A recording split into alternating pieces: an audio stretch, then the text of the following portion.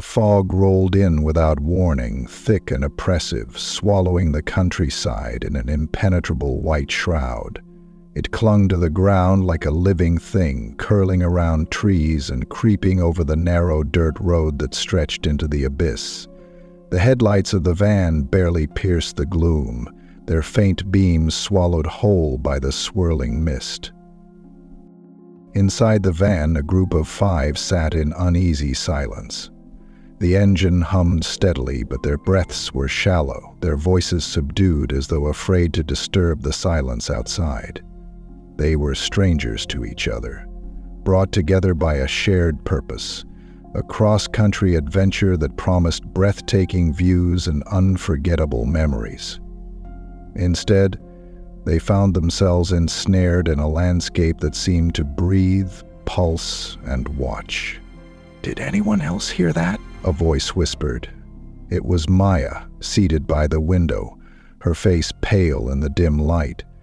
She clutched her phone tightly, the screen flickering with no signal. "Hear what?" Lucas, the self-proclaimed leader of the group, turned to look at her. His steady tone belied the apprehension in his eyes. "It was like whispering," Maya replied, her voice barely audible. She glanced toward the window, where the fog seemed to press against the glass like a silent onlooker. "I swear I heard someone calling my name." The others exchanged nervous glances. Priya, seated near the back, laughed nervously. "It's just the wind. This place is creepy, sure, but it's not haunted." She leaned forward, brushing her long black hair behind her ears. "Let's not scare ourselves more than necessary." "Creepy is an understatement," grumbled Ethan, the skeptic of the group. He had insisted on stopping at the last town, but the others had overruled him. "I told you we shouldn't have taken this shortcut. GPS said it was a bad idea, but no, we had to experience the scenic route." He made air quotes, his sarcasm cutting through the tension. "You were the one who wanted adventure," teased Layla, the cheerful optimist who always tried to lighten the mood. She gestured toward the front windshield. "Look, we'll find our way. It's just fog. We'll hit the highway again soon enough." But the fog wasn't just fog. It was alive, weaving its way into the edges of their minds. The whispers grew louder, faint but unmistakable, a sound that seemed to come from everywhere and nowhere at once. It wasn't the wind, it wasn't their imaginations, it was something far more sinister. "It really didn't happen," began Alex, and then stopped himself. It was like the tiger kits had come to life. Lucas slowed the van to a crawl, his knuckles white as he gripped the steering wheel. "Everyone, stay calm. It's probably just, I don't know, echoes or something. Let's stay together. No one goes out there alone." As if in response, a loud thud echoed from the roof of the van. Everyone froze. "What the hell was that?" Ethan hissed, his bravado vanishing. Maya's phone screen flickered, and for a split second an image appeared. A face, pale and distorted, mouth open in a silent scream. She dropped the phone with a gasp. "It's here," she whispered, trembling. "Something's out there." The van fell into a suffocating silence. All eyes darted to the roof, where the sound of faint, deliberate footsteps echoed. Each step seemed to vibrate through the frame of the vehicle, slow and purposeful, as if whatever was up there knew it had their attention. Lucas gritted his teeth and turned off the engine, plunging them into an eerie stillness. "Stay inside," he commanded, his voice shaking. "There's probably just an animal. I'll check it out." "No way," Maya snapped, grabbing his arm. "You can't go out there. You heard it, didn't you? That wasn't an animal." Her eyes darted nervously to the fog-shrouded road ahead, where the white void seemed to stretch endlessly. The whispers grew louder, an unintelligible cacophony that made her head throb. "Maybe we can scare it off," Ethan suggested, though his hands trembled as he reached for a flashlight. "Layla, honk the horn. If it's some raccoon or bird, it'll take off." Layla hesitated but nodded. Her finger hovered over the horn for a moment before pressing it down. The blaring sound shattered the stillness, reverberating through the fog. But instead of scaring off whatever was above, the footsteps stopped. A deep, guttural growl emanated from the roof. A sound that was not of this world. Ethan dropped the flashlight, the thud against the van's floor jarring him. Okay, that's definitely not a raccoon. Every place on the carnage-scattered truck looked familiar. Then came the scratching. Nails or claws, ragging slowly across the metal roof, leaving deep grating marks that set everyone's teeth on edge. Priya clutched her knees, rocking slightly as she muttered, "This isn't happening! This isn't happening! More!" "Enough!" Lucas barked, grabbing the flashlight. His attempt at leadership was faltering, but he forced himself to move. "I'll get out and check. We can't just sit here all night." Before anyone could stop him, Lucas flung the door open. The cold fog surged inside like a living entity, chilling the others to the bone. He stepped out cautiously, the flashlight's beam slicing through the mist. The others peered through the windows, their breath fogging the glass. The whispers grew louder, now forming disjointed words, just loud enough to make their meanings unclear. "Lucas, get back inside," Maya pleaded, her voice muffled by the fog. But he didn't listen. Circling the van, Lucas kept the flashlight steady, his breath visible in the freezing air. The roof was empty. He craned his neck upward, scanning the top of the vehicle, but there was nothing there. No growling, no footsteps, just the relentless fog and the haunting whispers. "See? Nothing," Lucas called out, relief creeping into his voice. "Probably just some loose—" His words were cut off. Something grabbed him. A shadow, darker than the night, lunged from the mist, dragging him into the white abyss. His scream was brief, choked off as if a hand had clamped over his throat. Then there was nothing.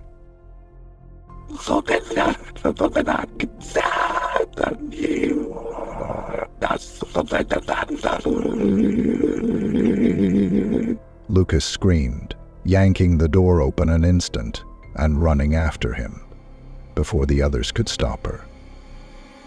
The fog swallowed her in an instant. "Don't!" Layla cried, scrambling after her, but Priya grabbed her wrist, shaking her head. "No, don't go out there. We need to stay together."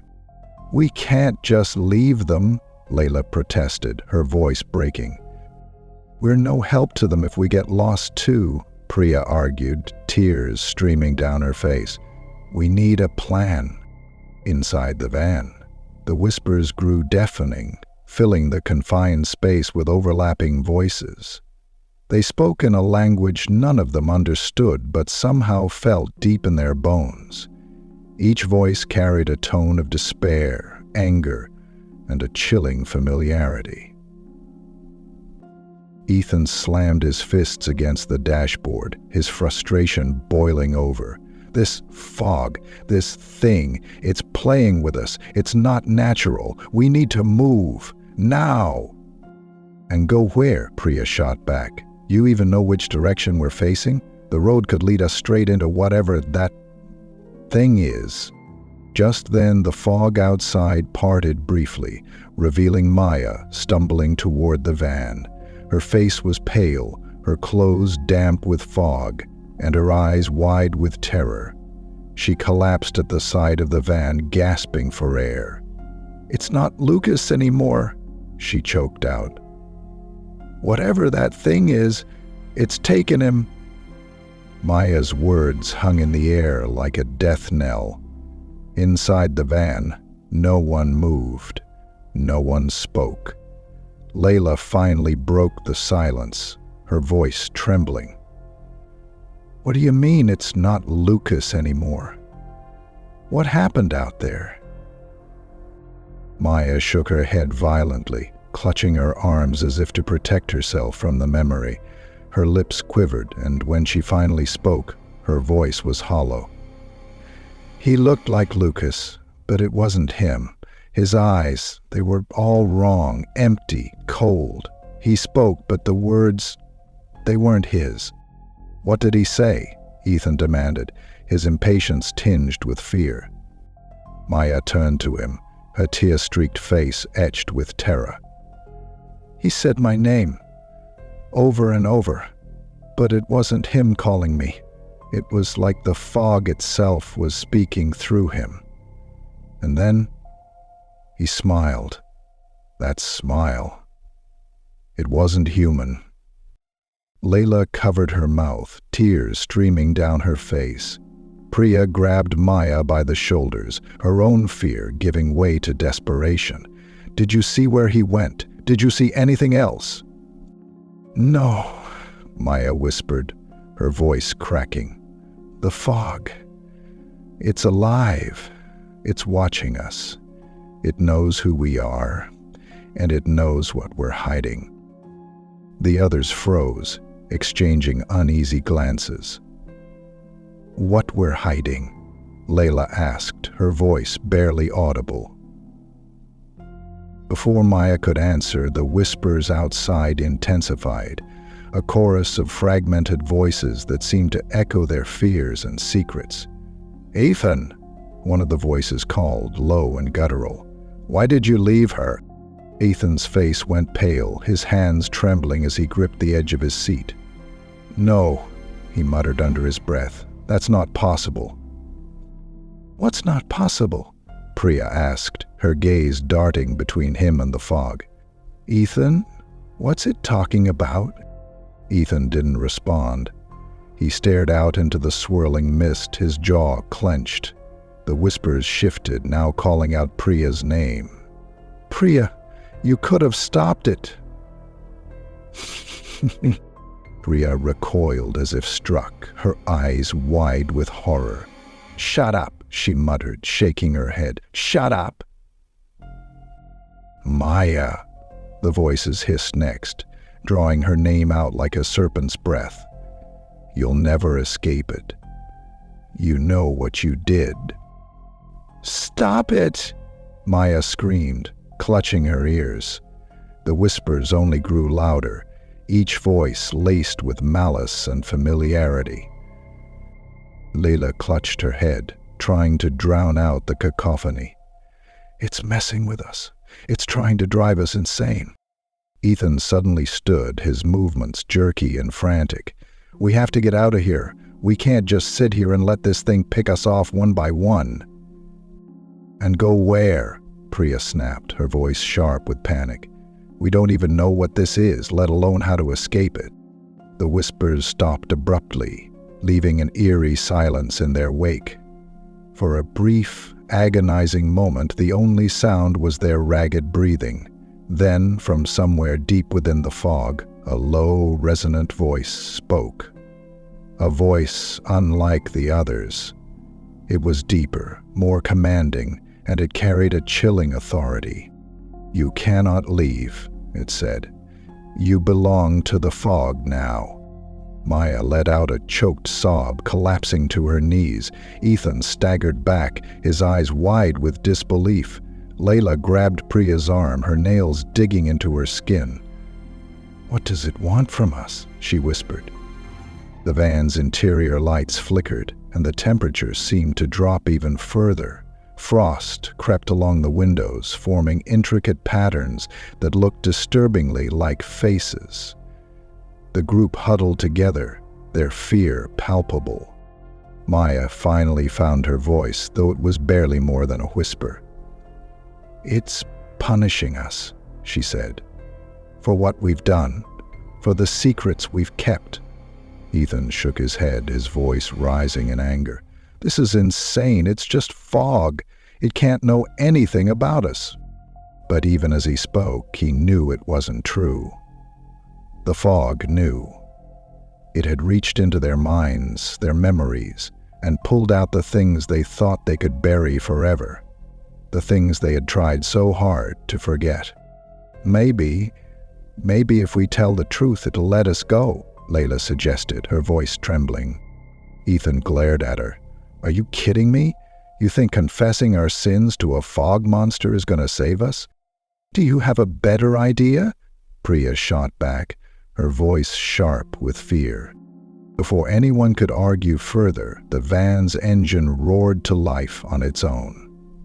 The headlights blazed, cutting through the fog to reveal a narrow, winding path that hadn't been there before. The voice spoke again, its tone colder, more insistent. "Follow the path, or perish." The van lurched forward, moving on its own accord, the wheels crunching over the unseen ground beneath the fog. Lucas had been the only one who drove, and yet now the vehicle seemed guided by an unseen force, threading its way along the newly revealed path. The travelers huddled together, their breaths visible in the icy air, each of them too afraid to touch the steering wheel or brake. "Where is it taking us?" Layla whispered, clutching the seat in front of her. "Does it matter?" Ethan shot back, his voice trembling. "It said follow or perish. Do you want to test the second option?" Maya remained silent, her gaze locked on the frost-covered window. Shadows flickered in the fog outside, indistinct shapes that seemed to move just beyond the reach of the headlights. The whispers had returned, softer now, like a sinister lullaby. Priya broke the silence, her voice low but firm. "This fog, it knows who we are. It knows what we've done. If we don't confront it, I don't think we'll make it out." "Confront what?" Ethan snapped, his fear spilling into anger. "We don't even know what it is." "We know enough," Priya replied. Her voice was steady, but her hands betrayed her, shaking as she clasped them tightly. "It's feeding off us, our guilt, our secrets. Whatever this is, it's not going to stop until it breaks us." The van jolted to a sudden stop, throwing them all forward. The headlights illuminated an old, decrepit gate, its iron bars twisted and rusted. Beyond it lay what appeared to be a small village, shrouded in an unnatural stillness. The fog seemed thinner here, revealing glimpses of crumbling buildings and narrow cobblestone streets. The deep voice returned, its command echoing in their minds. "Enter." "No," Maya whispered, shaking her head. "We can't go in there."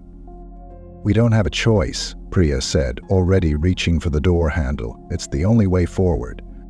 Ethan grabbed her arm. "You're insane. That place, whatever it is, it's a trap." "Everything about this is a trap," Priya snapped, pulling her arm free. "But staying here isn't going to save us." One by one, they stepped out of the van, the fog clinging to them like a second skin. The air was colder now, sharp and biting, and the silence was oppressive, broken only by the faint creak of the gate as it swung open on its own. As they passed through, the whispers shifted again, no longer unintelligible but clear, distinct. Each voice spoke to one of them, dragging forth memories they had buried deep. "Ethan," the voice called, low and mocking. "You promised to protect her, but you ran. You left her to die." "My lord," he ejaculated. Ethan froze, his face pale. "Stop," he muttered, his hands clenching into fists. "You don't know what you're talking about." "Oh, but I do," the voice replied. "Do you hear her screams, Ethan? Do you hear her calling for you?" "Shut up!" he yelled, his voice echoing through the empty village. But the voice only laughed, a chilling sound that sent shivers down their spines. Priya stumbled, the voice now turning its attention to her. "Priya, you were supposed to help him. You were the only one who could, but you walked away." Tears streamed down her face as she shook her head. "I didn't mean to," she whispered. I thought someone else would step in." "No one did," the voice hissed. "And now, it's your turn." Layla clung to Maya, her own whispers growing louder. "Layla, you knew the truth. You saw it all, and still, you smiled and said nothing." "Stop it," Layla whimpered, her knees buckling. "Please, just stop." Maya, who had been silent until now, turned to the group, her voice trembling but resolute. "It's trying to tear us apart. Don't let it. Whatever this thing is, it feeds on our pain. We can't give it what it wants." But even as she spoke, the village seemed to come alive. Shadows darted between the buildings, their movements quick and erratic. Doors creaked open, revealing dark, empty interiors. From the ground beneath their feet, faint whispers rose, growing louder with each step they took. Ethan stopped in his tracks, pointing toward a well in the center of the square. "Do you see that?" he asked, his voice barely above a whisper. The others followed his gaze. The well was ancient, its stones slick with moss. From its depths came a low, guttural sound, like a heartbeat, steady and relentless. "Whatever this is," Priya said, her voice trembling, "it's coming from there." The voice returned, louder than before, filling the air around them. "Face your truth, or face your end." The group stood frozen, their breaths visible in the icy air, as the well's rhythmic heartbeat echoed louder, like a drum heralding something ancient and malicious. The whispers grew frenzied, overlapping in a chaotic symphony of accusations and anguish. Ethan stepped back, shaking his head. "I'm not going near that thing. You can't make me." "We don't have a choice," Priya said, her voice trembling. She stared at the well, her eyes wide with dread. "It's calling us. It wants us to..." "To what?" Ethan snapped, his anger masking his fear. "Throw ourselves in? Sacrifice ourselves? You're insane if you think I'm playing along with this." "Ethan," Maya said softly, her tone cutting through the tension, "it's not going to stop. Whatever this thing is, it's not just going to let us walk away. If we don't face it, we're already dead." Ethan looked at her, his jaw tight, but he didn't argue. The fog coiled around them, thicker and colder, as though urging them forward. The group exchanged uneasy glances before taking tentative steps toward the well. As they drew closer, the whispers faded, replaced by a profound silence that was somehow even more unnerving. The well loomed before them, an ancient relic of a forgotten time. The stones were etched with symbols, strange and otherworldly, glowing faintly in the dim light. Maya leaned over the edge, peering into the darkness. The well seemed bottomless, its depths shrouded in an impenetrable blackness. And yet she could feel it. A presence, watching, waiting. "What do you want from us?" she whispered, her voice barely audible. The answer came not in words, but in a vision. The fog around them swirled violently, engulfing the group in a disorienting haze. The village disappeared, replaced by a series of haunting images. Each of them saw something different, something personal. memories they had buried, moments they had hoped to forget. Ethan saw a burning house, the flames consuming everything in their path. He heard the screams of a little girl, her voice calling his name. He had promised to save her, but when the fire grew too intense, he had run. The guilt clawed at him, a relentless torment he had carried ever since. Priya saw a hospital room, sterile and cold. A young man lay in the bed, his body frail, his eyes pleading. She had been his only visitor, the only one who could have offered him comfort in his final days. But she hadn't stayed. She couldn't bear to watch him die. Layla saw a crowded street, the bustle of city life oblivious to the tragedy unfolding nearby. A woman lay crumpled on the pavement, blood pooling beneath her. Layla had been there, had seen the hit and run, but she had kept walking, telling herself it wasn't her problem. Maya saw herself standing in a dimly lit room, a knife in her hand. The blade was stained with blood, and at her feet lay a figure she couldn't recognize. She didn't remember the act, but the weight of it pressed on her like a stone. The visions ended as abruptly as they began, leaving the group gasping and trembling. The fog receded slightly, revealing the well once more. But this time it wasn't empty.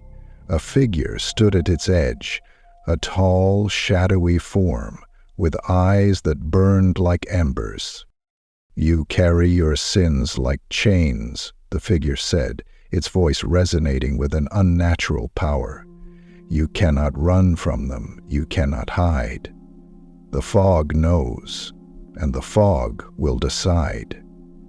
The sounds of the retreating crowd faded to the background, and the figure reached a resolution. "What do you want from us?" Priya demanded, her voice cracking. "Redemption," the figure replied. "Confess your sins, face your truths. Only then will you be free." "And if we don't?" Ethan asked, his voice laced with defiance. The figure's burning eyes flared, and the fog closed in around them once more. "Then you will join those who came before you." Lost, forgotten, another whisper in the fog. The fog thickened once more, suffocating and icy, as if it were alive, pressing into their lungs and pulling at their sanity. The figure by the well disappeared, melting into the mist, but its voice remained, echoing in their minds like a relentless drumbeat. "Speak. Reveal the truth, or be consumed." Ethan was the first to snap. He stumbled forward, his fists clenched, and screamed into the void. "You want my truth? Fine. I left her. I ran like a coward because I was scared." His voice cracked as the words tumbled out, raw and jagged. "It was my little sister. She called for me, and I ran. I left her in that burning house, and she never made it out." The fog recoiled slightly, as if savoring his confession. Ethan fell to his knees, his face buried in his hands. The whispers that had haunted him ceased, leaving a heavy silence. But the silence wasn't comforting. It was watchful, expectant. Priya stepped forward next, her breathing shallow. Tears streamed down her face as she clutched her chest. "I abandoned him," she choked out. "He was my best friend and he needed me. He was dying and I couldn't bear to see him like that, so I left him. I told myself someone else would stay with him, but no one did. He died alone." The fog swirled around her, tugging at her hair and clothes, as though testing the weight of her words. She staggered back, her legs threatening to give out, but the voices tormenting her fell silent. Layla hesitated, looking at the others, her hands trembling. Do I have to?" she whispered, her voice small and fearful.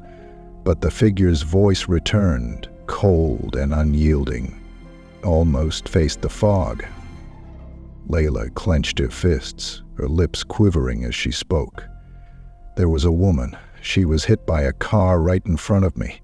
She was lying there, bleeding, begging for help. I panicked. I pretended I didn't see her and walked away. I told myself someone else would help her, but no one did. She died because I did nothing." The fog wrapped around her tightly for a moment, almost lifting her off the ground, before releasing her. She gasped for air, her confession hanging in the air like a tangible weight. Finally, all eyes turned to Maya. She stood frozen, her arms wrapped tightly around herself. "I don't even remember what I did," she said, her voice barely a whisper. "I don't remember their face, their name, but I know they're gone because of me. I see it in my dreams. Blood on my hands, a knife on the floor. I don't know why I did it, but I know I did. But I know I did." Her words seemed to awaken something in the fog. It surged forward, encircling her like a predator closing in on its prey. Maya cried out, falling to her knees as the whispers rose to a deafening crescendo, accusing and relentless. "No," cried Walker. "Oh, you are a beast of burden to us. Where do you come from? No, I can't imagine how you hear what it is." "You are all tainted," the figure said, its voice cold and final. "But the fog offers a choice. Face your truths and earn your freedom, or remain forever bound to your guilt." "What does that even mean?" Ethan shouted, his voice raw with desperation. "We told you everything. Isn't that enough?" The figure did not answer. Instead, the fog began to shift and churn, forming new shapes. Twisted, grotesque figures that stepped forward from the mist. They bore familiar faces, each one a manifestation of the group's deepest regrets. Ethan's sister appeared first, her body charred and broken, her eyes empty and accusing. "Why did you leave me?" she whispered, her voice echoing in the cold air. "You promised to protect me." Ethan stumbled back, shaking his head. No, I didn't mean to. I was scared.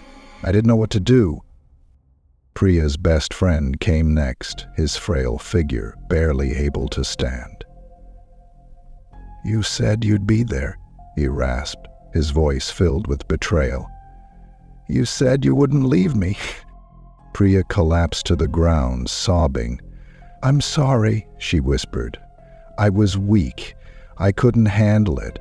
I'm so sorry." One by one, the manifestations confronted them, forcing them to relive their guilt and regret.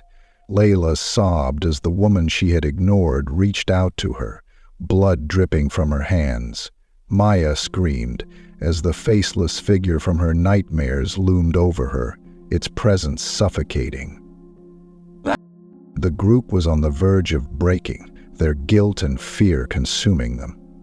But in the midst of their torment, Maya's voice rose above the chaos. "It's not real," she shouted, her voice trembling but defiant.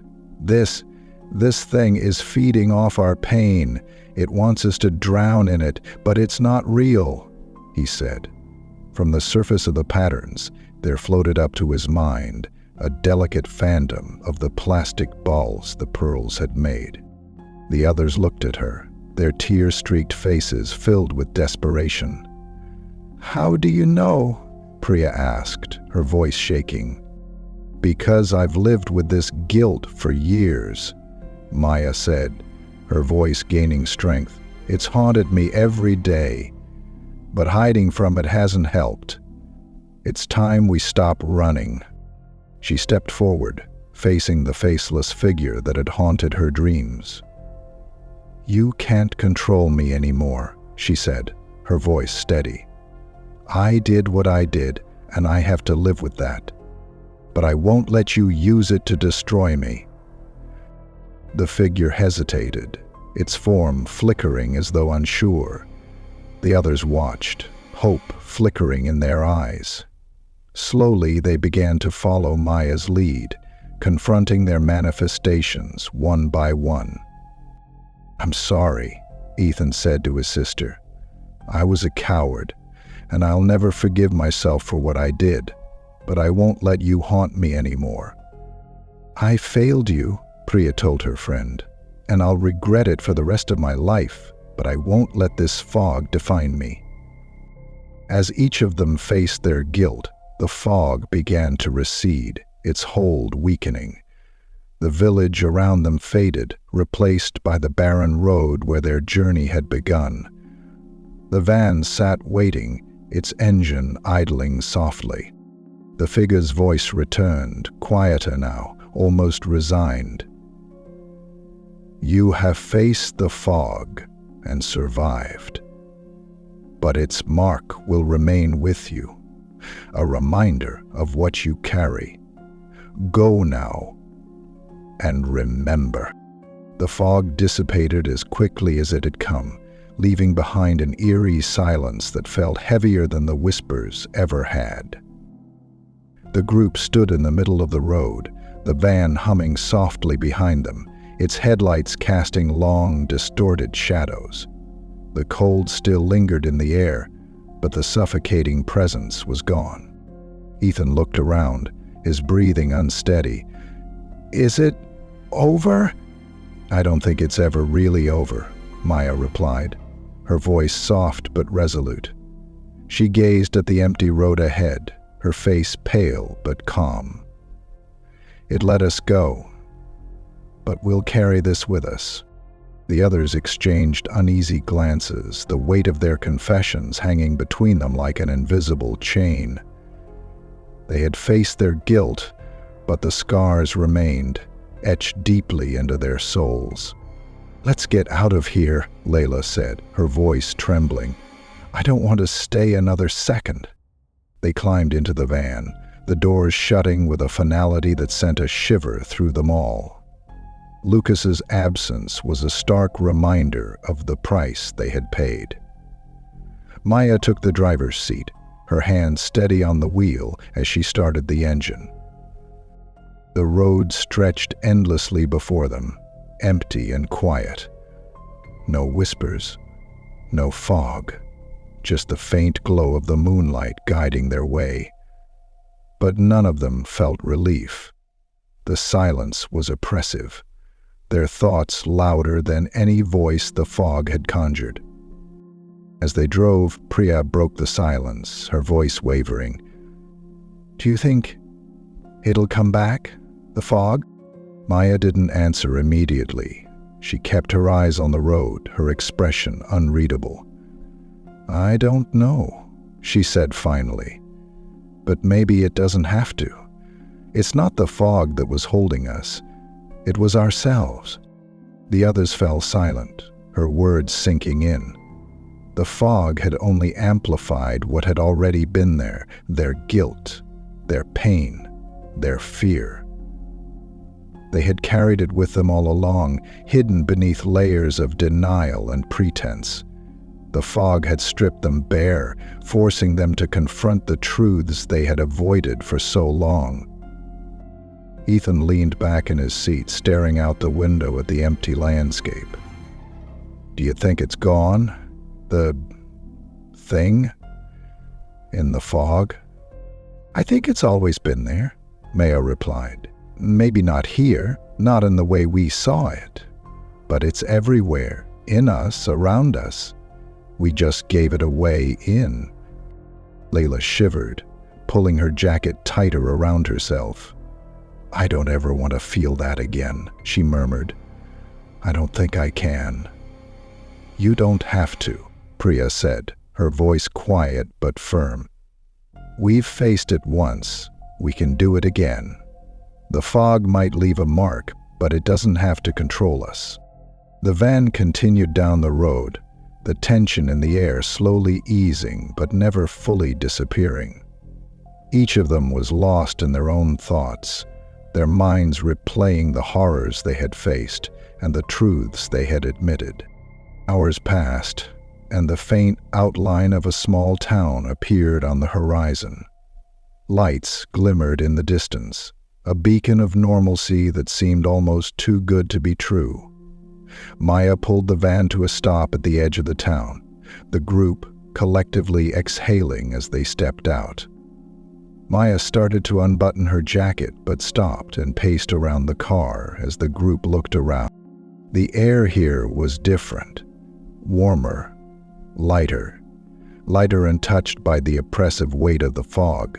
The whispers were gone, replaced by the distant hum of life. But as they looked around, a chilling realization set in. The town was empty. Buildings stood intact, lights flickered in windows, but there was no movement, no people, no sound of life. It was as though the town itself was holding its breath, waiting. "What is this?" Layla whispered, her voice barely audible. "Did we escape? Or are we still in it?" Maya didn't answer. Her gaze fell on a nearby shop window, where a faint message was etched in the frost-covered glass, visible only under the right angle of moonlight. "The fog never leaves. It only waits." The group froze, the weight of the words settling over them like a shroud. The road behind them stretched into the darkness, and the empty town ahead offered no solace. They were free, but they weren't safe. Not truly. Without a word, Maya turned back to the van, the others following in silence. The engine roared to life, and they drove into the unknown, their shadows stretching long under the pale glow of the moon. The fog was gone, but its mark remained, stitched in their memories, their hearts, and the silence that followed them.